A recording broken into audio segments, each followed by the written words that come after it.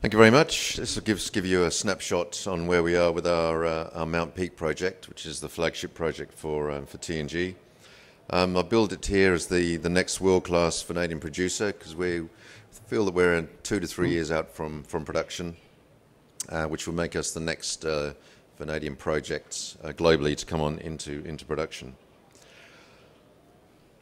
We have a project development plan that we're pushing ahead with. We're now actually in the pre-development and final engineering phase and project finance phase.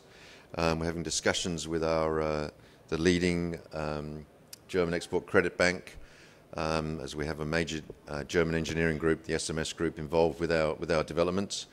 And they'll be the cornerstone for the finance. That's the German export credit bank. The project is located in the Northern Territory of Australia. It's a very good jurisdiction for resource projects to be located.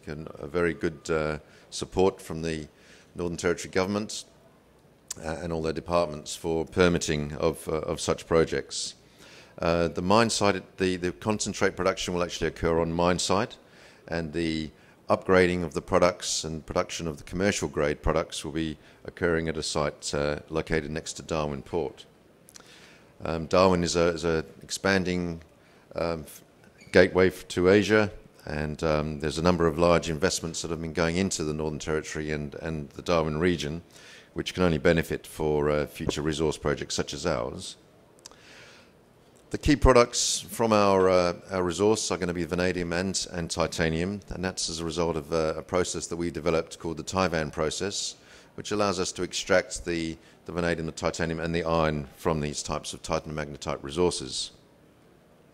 As we heard from Bushveld Minerals earlier on today, that there is a rapidly growing interest in vanadium, and that we're seeing a large increase in the price of vanadium and the uses as well, in particularly the emerging vanadium redox batteries, which we just heard the panel as well talking about the benefits of some of these type of batteries.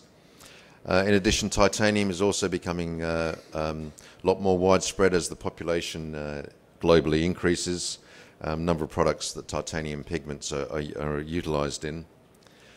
And we're seeing a firming up of all the prices for all our products, which has been very good from our project key metrics.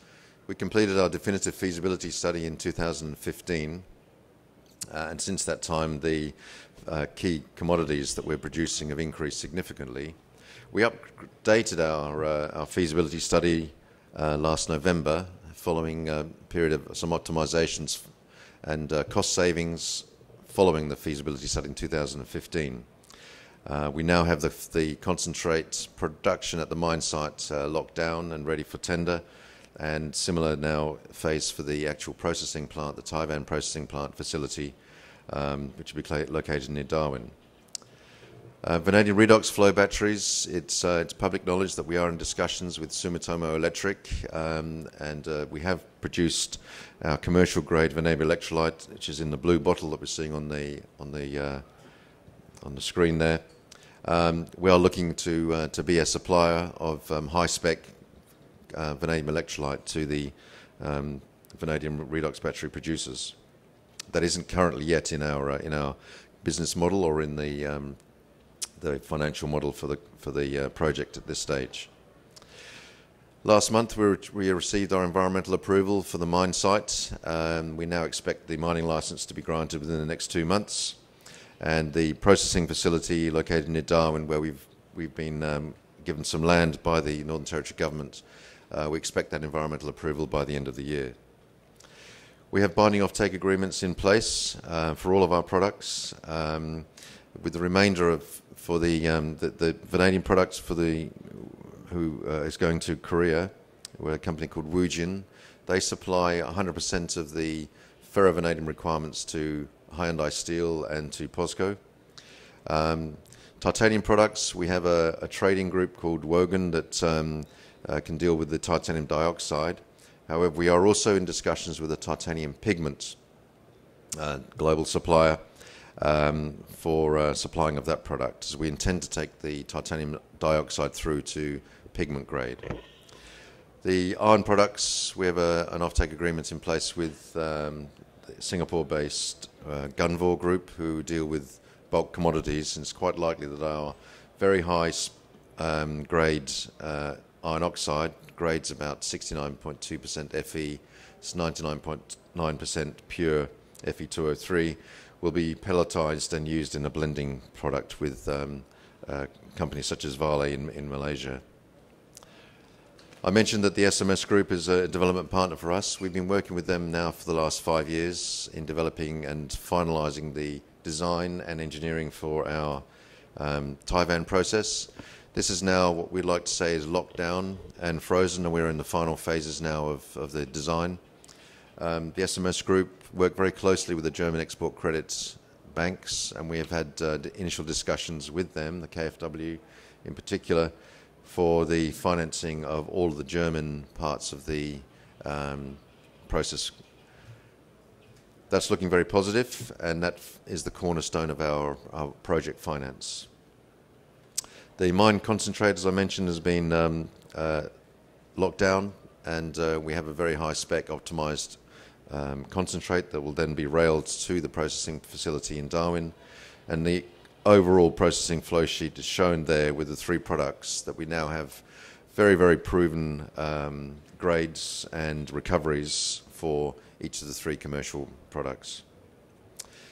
We've been allocated some land by the Northern Territory Government for the Taiwan process facility. It's 10 kilometres from the port. It sits on the railway line, and it's close to existing infrastructure, including gas availability. Our costs of production, we continually stress test, and we find that we are still one of the lowest, will be one of the lowest cost producers for all 3 products, giving us a very significant margin, which leads into the very large NPV of just under 5 billion that we had calculated in 2015. It's obviously much stronger if we plug in the current prices and the reductions in the capex that we managed to achieve in the last 18 months of optimization. Next steps now are permitting. None of the steps are insignificant, and we are now at a very important stage for the project prior to final investment decision by the board. Titanium offtake for the pigment is core. We're expected in the next few months. Completion of the final engineering and design by the SMS, we expect to be completed by the end of this year. Following, we're likely to appoint them as the EPC.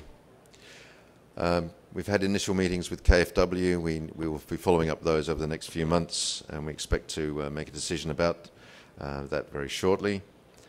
Project development team is being recruited.